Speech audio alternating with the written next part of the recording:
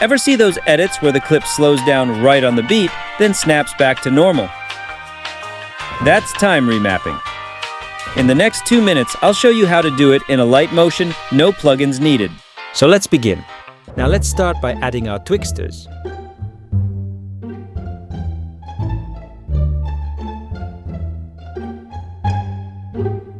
Go to your timeline, press on the clip, then tap on the Time tab. This is where we will be doing our time remap. So let's start by increasing the clip speed to the max. Add 2 keyframes and move each to both the ends of the layer.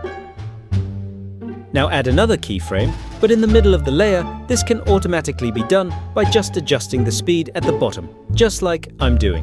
Now let's go to graphs. Here we have a preset of linear, ease in, ease out and mid graphs.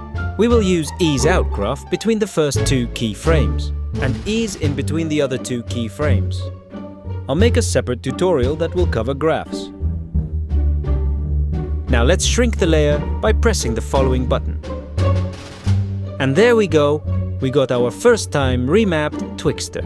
Well, I'm sure you guys know what to do now, so I'm going to speed up the process a little, just to not bore you guys out.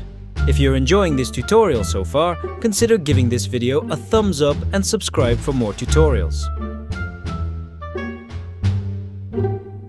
And there we go. That wasn't that bad after all, right guys? That's time remapping done.